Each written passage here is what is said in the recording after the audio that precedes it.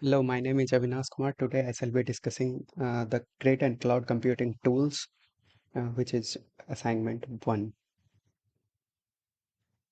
Now, before the cloud, if someone want to upload or deploy a website, then they have to buy a stack of server, and that server could cost more, and they have to control the traffic. Means if the traffic is high, they need to have more and more servers, which could cost more to maintain and to uh, install the servers. And once it is installed, then if the traffic is low, then that time the system is idle and that is of no use. That's why it is wastage of money. And there had been problem of troubleshooting the large systems. And it was not easy to maintain the traffic fluctuations. It was also to monitor and maintain the servers. So we can say that the disadvantages of not using the cloud are the systems were expensive and they had to use they had their troubleshooting problem and the traffic fluctuates a lot. Now, why are we using the cloud and why should we use? Because everything is online nowadays, whether from shopping or banking, everything. And the amount of data generated is very huge. It is to be maintained. And we have also the security overhead. Means huge amount of data is generated. It means that more and more security is to be required. And the data which is generated or stored is from different geographical locations. So these things uh, we have for this we use cloud. Sometimes we only need for those services that we mean, means that cloud let us rent those services that we need. For example, if we only need the services that require huge amount of data storage, then we will take such type of service which has means we will take the maximum number of data in less processing power time, and we have to pay according to that. So this is why we require cloud. This is the definition of cloud. The term cloud refers to the internet accessible servers as well as the software and databases that run on those servers. Cloud servers are in data centers throughout the globe. Users and businesses don't have to operate physical servers or run software programs on their own workstations when they employ cloud computing. Here, pictorially, the cloud is shown that it's the user device is here and it accesses the cloud via the internet, and on the cloud there are different servers which contain applications and the databases. Here we have cloud computing. In cloud computing, we are storing data and applications on remote server, processing data and application from that server, and then accessing data and application via internet. We have three types of service models here. First one is infrastructure as a service. Here the infrastructure is provided, means hardware related things is provided to the user or the business which want to use the cloud service. Second one is platform as a service. Here it has the operating system along with the security related things. And the another one is software as a service. Here the software thing is directly provided to the user like Gmail services or Google Docs, these kind of things. These are the service models that is used in cloud. Here pictorially the service models are shown, that physical data center which consists of hardware related things and the servers monitoring storage things. These two combinedly known as infrastructure as a service. And along with this, if operating system is installed, along with the database and management development tools, these are platform as a service. And the thing which cloud, when the application is hosted on the cloud, and that type of service where software is provided, it is known as software as a service. Here there are three types of deployment models. One is private cloud. Private cloud means the cloud or the network which the data center or servers is used is fully owned by an organization which is private. And the public cloud is publicly accessible to all the users across the globe. And the hybrid cloud is the combination of both public and private cloud. Some of the cloud service providers are Terramark, IBM Cloud, Amazon Web Services. This consumes the huge market, and Microsoft Azure, DigitalOcean, and Google Cloud Platform. These are a few cloud service providers in the market right now. We will see about Microsoft Azure in details now. Some of the features of Microsoft Azure are it provides infrastructure as a service, means that whole hardware is given to the user. The user need to do, or the business which is using that service, they can decide whatever they want to perform. This also provides platform and software as a service. It strongly support in analytics purposes. It enhances the existing IT support. It has unique storage system. It has enhanced the scalability, and it also has enhanced the flexibility. Now let's say if you want to deploy or host a website on Amazon, or sorry, Microsoft Azure, then we have the user base. There is a load balancer kind of thing. Load balancer balances the traffic, means monitors the traffic and sends the request. It can increase or decrease the number of server that is currently being used in the servers is accessing the database and file systems. The components of Azure are compute domain, storage domain, database, auto scaling, and load balancing. Now, compute domain. In compute domain, it provides virtual machine, which is similar to infrastructure as a service. It means that it provides a virtual machine. It's all the hardwares are there, operating system is there, and user need to decide which OS they want to install on the system, what type of software they want to run, and what the thing the user want to do on their system. And that one is app service. This is the automated version of the virtual machine. In the virtual machine, we have to do everything manually. Here, the Microsoft provides everything, and this one is app service is automatic based. In the app services, service is mainly focused, and it is used to deploy an applications. Now functions are used only for background tasks, like the small task which is to be done for a little computation that can be done through functions. If we talk about storage domain in Microsoft Azure, then we have three types of storage domains. One is blob storage. It is all in one storage and it can store any type of file systems. Another is queue storage. It is used for queuing the task. It reads the data sequentially and it is used for synchronization. And if you talk about backup, it is used to store all infrequently accessed data at a minimum price. Means if we have huge amount of data that is generated via a long period of time, then we want to save that data, then we take a backup, and in future if we want to see the performance or what was the figures that time, then we can access that. So this is the backup. Microsoft database, we can use MySQL for Microsoft Azure as the database. Azure has the load balancer and auto scaling. Auto scaling means if the traffic is high, then we want to increase the number of servers. And to increase the number of servers, we have something called known as load balancer. It balances the load equally among all the running servers. And if the traffic is high, then auto scaling automatically scale the system. Now we have two different types of scaling too. One is horizontal scaling and one is vertical scaling. It is in this slide.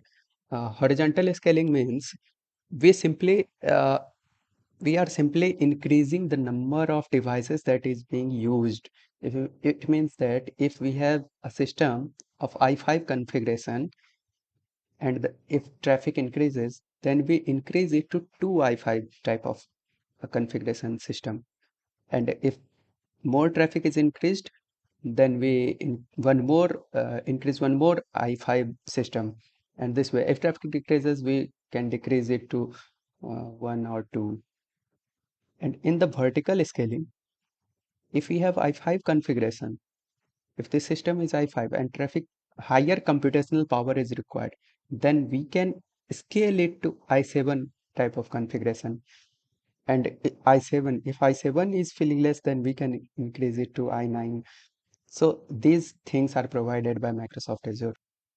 Now let's say some of the famous customers of Azure are eBay, Samsung, NHS, PepsiCo, Travelocity, BMW, NBA, GE, Macaway's Boss. These are the famous Azure customers. Now let me take you to a website that I have developed where this is the website of Microsoft Azure. Here we can create a resource, app services, virtual machine. These are the storage accounts. And recent resources that are being created are this one assignment one. Here the things are written, data input, data output, everything. Activity log is there, access control is there, tags, security. Everything is provided by the Azure itself. CC1, this is a resource group. Resource group is something that if we want to attach something to a new, then we can make a resource which have all the components in it. If this is the resource that contains the name and the type of plan and the location where the server is located. This has also the activity log.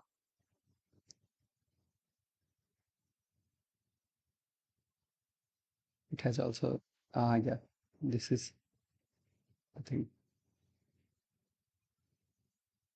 So this way we can create the instances and host our website if we want to. Just create, click on app services and it will be opened. And then we can create a new, we have to write all the things. I am using the Azure for students, which gives us $100 credit, 100 total, and 1.75 GB memory for the student account. So this was the thing and the instance created with GCC1. Oh, sorry, assignment 1 is the app service. This way we can also create the instance. Now let's go back to the slides. No. Now we will discuss Amazon Web Services, which has EC2, Elastic Coding Compute. Now this is the in overview architecture of Amazon Elastic Compute Cloud. Here there is Amazon EFS and it has created two instances and there is instance store. This is the host computer. Now it connects to the Amazon EBS and it connects to the Amazon S3. This is the infrastructure of Amazon Compute Cloud. Now the features include virtual computing environment that are known as instances, pre-configured template for your instances known as Amazon machine images that package the bit you need for your server, including the operating system and additional software. Various configuration of CPU, memory, storage, and networking type capacity of your instances known as instance types. Fourth one is secure login information for your instances using key pairs. It is providing the security and it has the storage volume for temporary data that's deleted when you stop, hibernate, or terminate your instances, which is known as stored volumes. It has the persistent storage volume for the data using Amazon Elastic Block Store, also known as Amazon EBS volumes. It has multiple physical locations according to the resources such as instances and Amazon EBS volume, also known as revision and availability zones. It has a firewall that enables to specify the protocols, port, and source IP that ranges that can reach the instance using security groups. It has the static IPv4 addresses for dynamic cloud computing, known as elastic IP addresses, metadata, known as tags, that one can create and assign to the Amazon EC2 resources. The virtual networks one can create that are logically isolated from the rest of the AWS cloud, and that you can optionally connect to your network, known as virtual private cloud. It means it provides the virtual private cloud type of thing also. There are several pricing plans of EC2. It provides on-demand instances. It has also the savings plan. It has reserved instances, and it also has spot instances. Now, next is the platforms that are using the Amazon Web Services EC2 cloud platform, that are majorly Netflix is using, Spotify and Facebook. These are the major organizations that are using its services. Now let's talk about Cloudsim. Cloudsim architecture is given here. This it is divided into three-tier architecture. One is user code, there is Cloudsim interface, and the Cloudsim core simulation engine. In the Cloudsim, we simply think that if you want to deploy the code and take the cloud services, then it the starts uh, charging the amount. In Cloudsim, we can actually test the system which we are trying to deploy, and it is free of cost. So we it is just for testing purpose, uh, for the deployment that we are to use on a cloud. This is the architecture. Here we have simulation specific scheduling policy. User data center broker is the scheduling policy, and simulation specification are cloud scenario, user requirement, application configuration. And these are the cloud sim part, where it has user interface structure, VM structure, cloud services, cloud resources, and network. Network contains network topology, message delay calculation is done in the network. Cloud resources have event handling, sensors, cloud coordinator, data center. Cloud services are VM provisioning, CPU allocation, memory allocation, storage allocation, and bandwidth allocation. These are the cloud services. And virtual machine services are cloudlet execution and VM management. User interface structure are cloudlet and virtual machine. So, and these things run on the Cloudsim core simulation engine. Features of Cloudsim are it supports large-scale computing environments such as federated cloud data centers, visualized server host, and customized rules for provisioning host resources to virtual machines such as energy-aware computational resources.